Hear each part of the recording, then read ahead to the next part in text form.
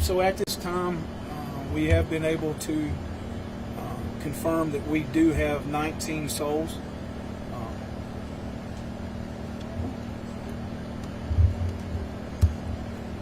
That we're looking for. So, excuse me, I ask you to keep in mind those families. This is probably one of the most devastating sights, I think. Sheriff Kraft and I was talking about. It's probably been one of the most devastating situations that I've been on in my career. As far as the scene goes, we do feel that the scene is secure. We have ATF, FBI that are handling the scene as far as the investigative part, trying to figure out and recreate or figure out what actually happened to cause this. Do I see a short-term explanation? No. Do I see us being here for many days? Yes, I do see that. We've got we've got the bomb squad from Metro Bomb Squad here. I don't really want to get in to start naming all the agencies. I'm scared I'll miss somebody. We've got TBI, Bomb and Arson here. They're all working together. It's one of the things that I'm very happy to see is all of these agencies. It's not just one, but we've come together and we're making the very best team effort that we can to move forward. Please keep in mind that these families, and I've said it up front, I said it to start with, that's where our thoughts and prayers need to go right now. And we've just got to take one day at a time or 1 hour at a time. We're processing things. We're finding out more information. We're trying to figure out, maybe the cause of this. There's not going to be a short explanation for that. I know I'm maybe repeating myself there a little bit. Forgive me, but we're all tired and trying to put together the best effort we can and remember the families and who we're working for. I do want to touch on Accurate Energetic. They are here with us. The facility's here with us. They have discontinued operations. They're focusing on their families, their employees. They're focusing on the next things that they need to do to try to make everything best for their people. We've got critical incident folks on the scene. I'm just sitting here trying to think through the scene. We got the critical incident people here for the families as well as some of the first responders. For those of you that don't know, it was about 7:45 a.m. this morning that this explosion happened. We had a really amazing response from the first responders, fire, and here again I commend those first responders because it was multiple jurisdictions. They worked together. They got the situation under control very quickly and safely. And when you see or you pull up to the things that they were seeing and doing and having to do at the time, they done very, very well. And anybody any questions? Sir, you mentioned the word souls earlier. Can you tell us how many people have lost their lives? I can tell you that we've had, there are fatalities. Do I want to put a number to that? Because I always, and those of you that have known me in the past, I always wish for the best.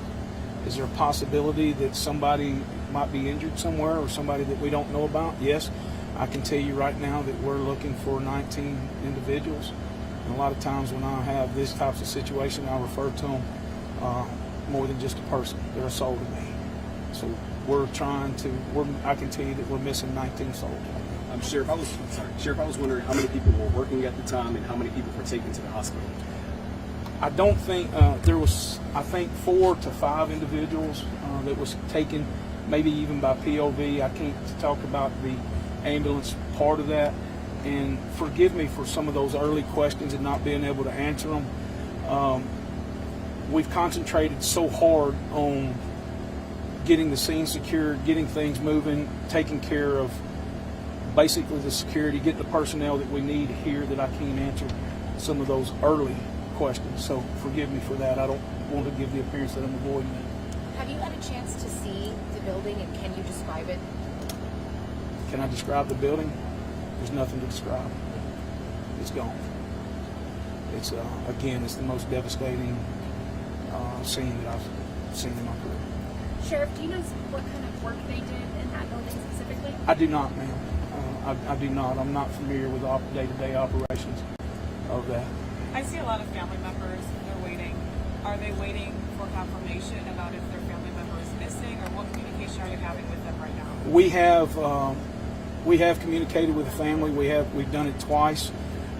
We wanted to get some solid information because we were sliding a little bit in information that we were receiving and from past experience from the flood and those kind of things, that we wanted to make sure that we had the information, the correct information that we needed to talk with. So yes, we have spoke with families. Again, Accurate Energetics is taking care of those families and trying to do everything that we can to comfort them and get them the information as quick as we have. I know it's early in the investigation, but does it appear it's accidental or intentional? Can't answer that. And it's something, that's a good question. And the reason I say that's a good question, in law enforcement, we have one opportunity. And that's the reason why you see a lot of things that we have to do in law enforcement. We have to make the worst assumption. We have to make that and prove it away that it is an accident. So we only have one chance at the evidence. We only have one thing or one chance to be able to do the things that we need to do. And we're going to be slow, methodical, and diligent and do everything that we can to make sure this is what it is. And there again, we're working for those families and those people that were in that building to make sure we get, if they deserve justice, we want to be in a situation that we get them justice. And that's how we have to approach these situations. Okay, and there was another report that there was a destructive explosion in 2014 in the same building that was operated by Rio Ammunition. Can you confirm that and tell me if there's some kind of trend going on here? Rio was on the facility. That did happen here. I was here during that time. I don't believe that it was at that current facility at all. Yes, ma'am. You have a question. That was my question, is do you have any information about a previous explosion at this facility? You have to remember, this is a huge compound, and there's a couple of different businesses that may operate within this facility. So I don't want to get into too much to the operation of the facility because they are a very delicate operation, and we have to maintain that. Sheriff, I had heard some comments earlier about fallout outside the campus area from the blast early on. Yes, sir. Is that something you can confirm? There may be some debris that went over the fence. I don't think that we're too far from one of the property lines, and there may be some debris that's on another property here. You said the scene was secure. Does that mean it's stable and first responders have been able to access it? It means that the scene is stable. The ATF and the FBI are on that. They are methodically moving through the location of the explosion. Sheriff, I'm not sure if you know this, but was at 7:45 was the plant up and running, or were people just arriving for work? Do you have any idea? I believe the plant was up and running.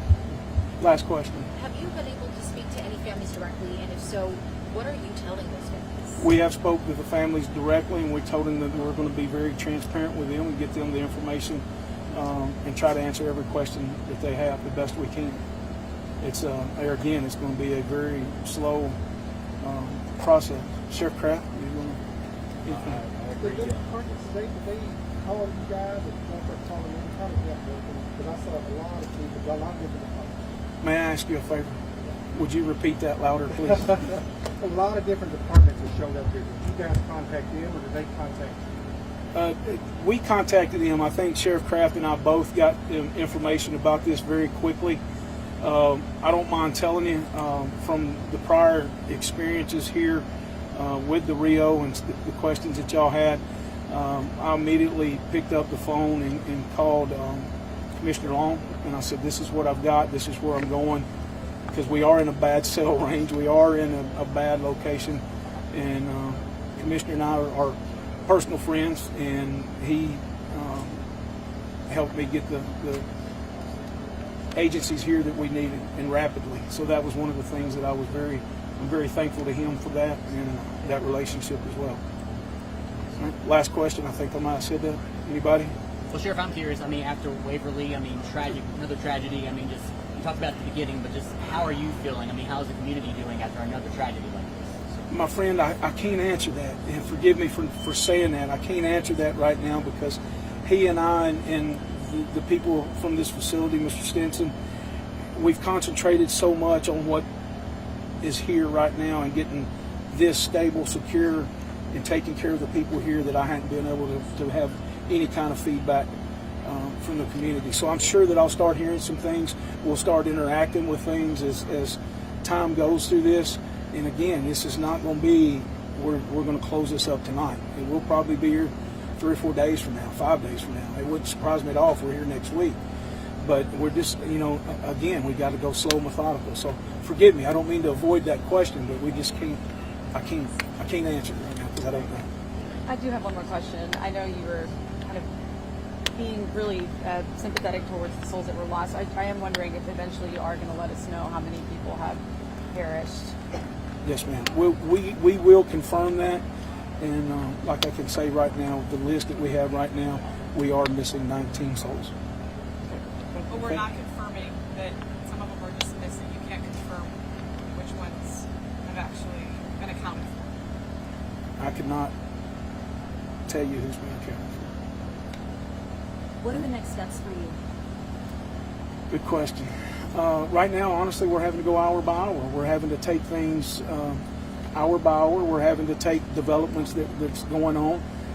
We're operating this as, for lack of better words, and I don't want to say two different scenes, but we're letting them take care and doing the things that they need up there where the incident occurred. And we're taking that information, compiling what the needs are, and setting goals that we're trying to reach as we go. So to answer that, we're on that hour by hour situation. When do you think we'll have more firm numbers about the number of people being treated? Ms. Gray, if you don't mind, what time was we going to come back together? 4 p.m. I'm hoping by 4 p.m. that we can be able to tell you more information about that. So it's there again. It's not that I'm avoiding it. It's that we're getting information as we go, and that's why I want to try to maybe do these every hour or every couple of hours to be able to answer your questions. Okay. Again, is there some kind of list of missing people that we could potentially access? There was this one woman that told me her son was on that missing people list. I don't know if that's something that the media is privy to. I don't have that available for the media at this time, and we're still working with that. There again, because there's some of the delicate information, we're trying to confirm that every family's been notified, and we've got 110% have got to make sure that that's happened. The Sheriff Kraft and I have even said if there's somebody that we can't get a hold of, we're going to send officers and along with accurate energetic staff to make sure that we go out and find that. So, excuse me, we're trying everything we can do to take care of the people. Fair enough? Hey, Chris, in years past, you've asked me to help in different aspects. Is there anything we can do to assist at this time? Burton, I really appreciate you commenting on that. In putting things out here, we had some early pictures that was released, and man, I'm just asking you to be mindful of these families. This is a huge ordeal. It's a very devastating ordeal, and I'm not talking about devastating on the scene. I'm not talking about that. I'm talking about devastating in the fact of a loved one that just come to work and now may be missing or deceased. So please keep that in mind when you're having or doing these stories. These stories, we often find ways that we try to turn things into negative. This is a bad situation. This is a negative situation. But there's no reason for us to take the downward spiral or the downward side of this story when it comes to these families. So I'm all about that, and I'll always be about that. I think Sheriff and I both will always be about that. So, thank y'all. I appreciate it. Thank you.